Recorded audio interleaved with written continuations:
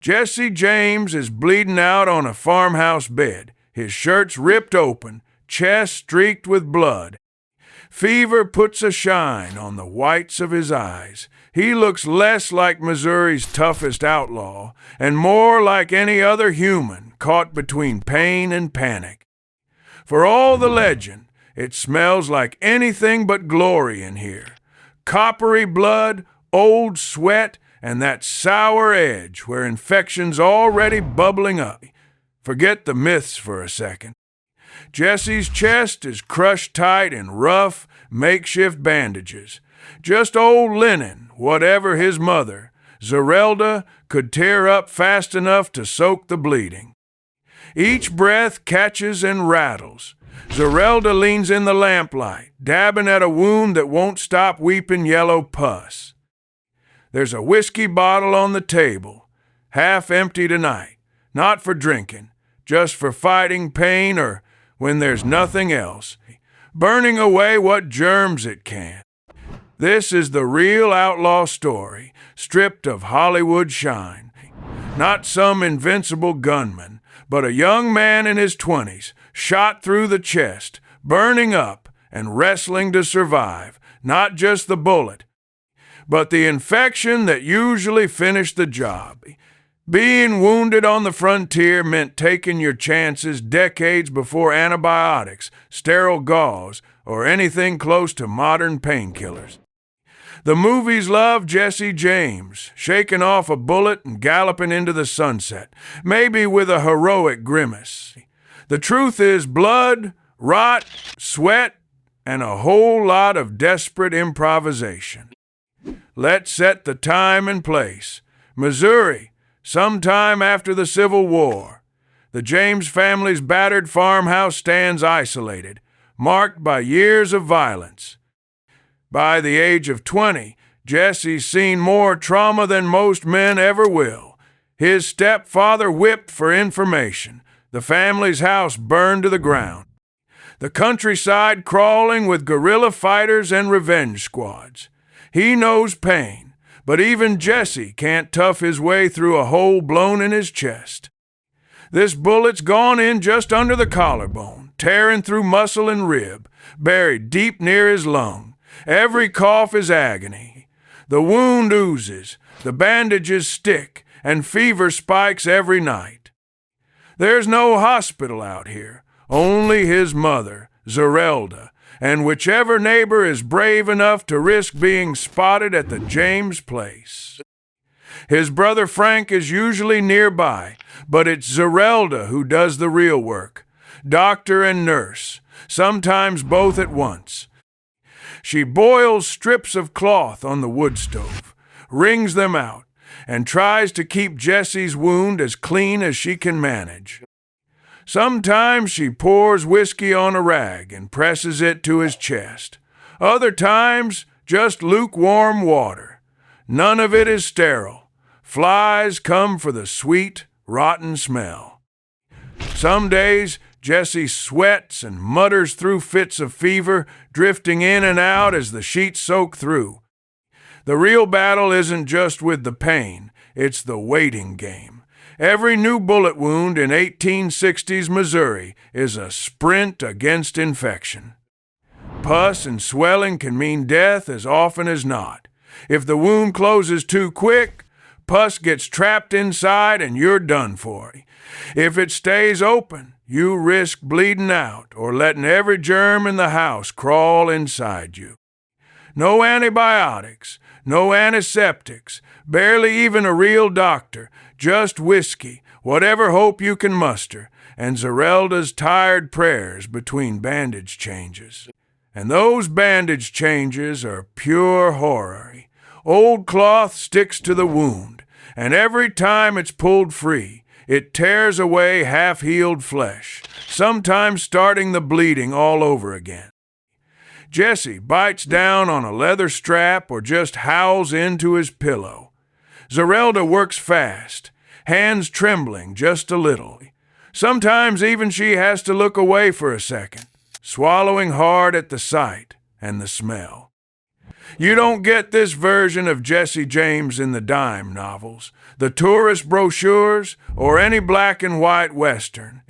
But this is the fight that mattered, the struggle not to end up just another corpse in a house that's already seen too many. Before bullets made Jesse into a legend, they nearly killed him the slow, ugly way. For weeks, nobody's sure which side of the story he'll land on. Day and night blur together in the James house. Nobody rests. Zerelda keeps a kettle boiling, fire stoked, even when the summer air turns the sick room into a sweatbox. The bandages are wrung from the cleanest water she can find, but Missouri dust settles on everything, and the flies never take a day off.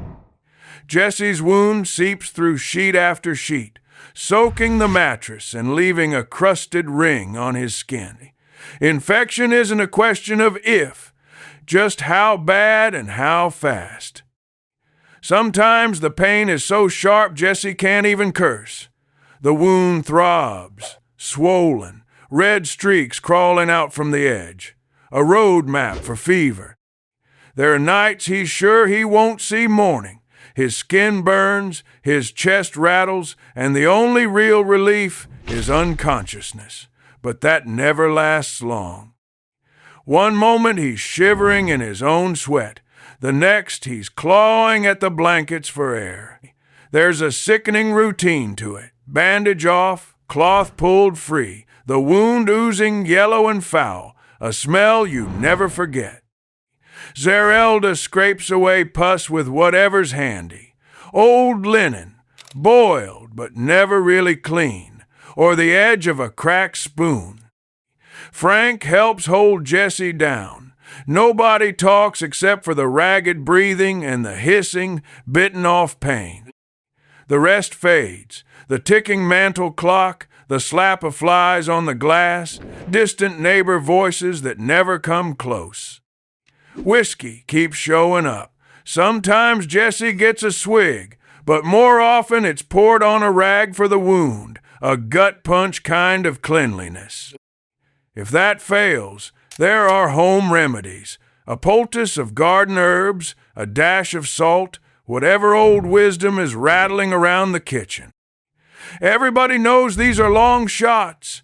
You could try every miracle cure in Missouri and still lose half your patients to whatever invisible army is crawling in on every draft. And honestly, if you had money for a real doctor, that might have been worse. A dirty scalpel, a half-blind surgeon, and painkillers that boil down to a sturdy friend and a bottle of rye. At the James house, you make do. Sometimes the best you get is a clean rag and a strong stomach. If you're chasing miracles, you might want to call the preacher, not the doctor. Jesse's world shrinks to that farmhouse room. Thick air, blood and sweat, window prop for a little breeze, and a lot of flies. He can barely move. Coughing feels like a knife. Sleep comes in bursts, always trailed by the fear that his next breath will be his last. Zerelda sits up night after night, with only a bowl of cloudy water and a pile of stained bandages as weapons. Outside, lawmen, bounty hunters, and Pinkerton agents comb the countryside, but in here the only war is with infection. News trickles in. A neighbor's child lost to diphtheria, a cousin's wound that went black overnight. Jesse's own odds hang over every day. Still, time drags on. There are small wins, a night with less fever, a morning when Jesse manages a few hesitant swallows of broth. Zerelda lets herself hope. Then the wound swells again. Pus returns, and breathing turns ragged. The cycle wears everyone down. You want to know what home nursing in the 1870s really looked like?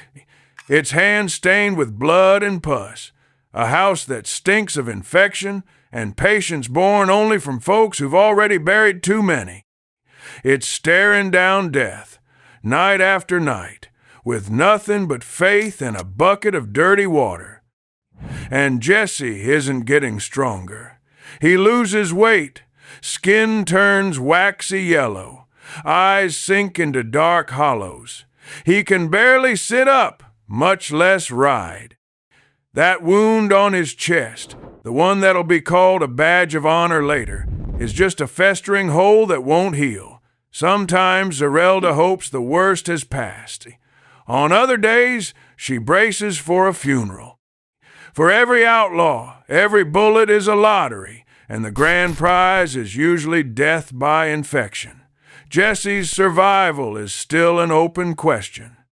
The weeks drag on, pain, fever, bandage changes, endless sleepless nights, and it's clearer than ever. Getting your name in the paper doesn't make you immune to pus, rot, or the endless scrape of dirty rags against open flesh. By the midpoint, Jesse hasn't escaped death. He's just learning how long dying can take. The world outside thinks he's invincible. But inside the farmhouse, he's just another man, praying this wound closes before the next one opens. The turning point isn't some miraculous recovery. It's just Jesse's body, battered and desperate, finally sealing up enough to keep him breathing. The infection doesn't disappear, it just retreats, leaving its mark deep under the skin. Jesse gets a hard, shiny scar, red lines pointing out old fever paths, and somewhere inside, the bullet is still there. Not a trophy, just a daily threat. Every cough is a reminder. One wrong turn, one cold, and the whole cycle could start over. There's no triumphant moment. Jesse doesn't leap up, pistols blazing. There are weeks, months of slow, stumbling step. He's thin, ghostly pale, voice hoarse from coughing. Even sitting on a horse is a risk. Every breath is careful. Like any quick movement will rip those wounds open again.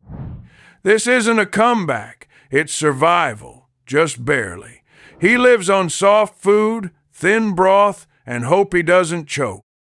The scars people will brag about later, for Jesse, they're just reminders how close he came to dying and how easily it could happen again. For the rest of his life, Jesse carries that bullet. It presses against his lung, a hard lump under old scar tissue. Every fever, every cough brings back that old dread, not just pain, but the memory of helplessness.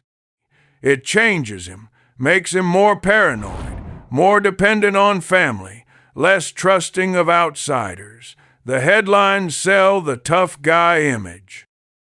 The reality is a man who wakes up at night, short of breath, sweating through the sheets, worried that this cough might be the one that finally kills him. Outlaw bravado is no match for a chest full of old wounds and the constant threat of infection. Think about what this did to the James family. Zerelda never stops watching for the first hint of fever. Everybody becomes an expert in crisis, boiling cloth, rationing food, listening for every change in Jesse's breathing. Survival becomes the daily routine, because the next bullet is always lurking nearby. Their home isn't an outlaw hideout. It's a convalescent ward, a place where infection is a permanent roommate. And that's where legend and reality split for good. Newspapers built Jesse James into an unbreakable symbol, shot, wounded, always riding again. But that only works if you skip everything that came after the gunshot. Surviving a bullet in the 1870s wasn't a test of manliness. It was a months-long battle with rot and pain, with no guarantee of making it. Jesse didn't walk away unscathed. He limped, gasped for breath, and carried the past inside his body. The bulletproof outlaw? That's the myth. The real Jesse James survived on luck, desperate care, and a willingness to suffer more than most men could stand. So next time you see a movie outlaw, shrug off a gunshot and leap into the saddle. Remember Jesse James, sweating in a dark Missouri farmhouse, chest oozing, family praying for the fever to finally break. Not a legend, just a survivor, scarred, haunted, and never really healed. If you want more stories that dig past the legend to the raw reality of America's most famous outlaws, how they suffered, how they survived, and how close they came to dying every time, hit subscribe and find out what history really felt like.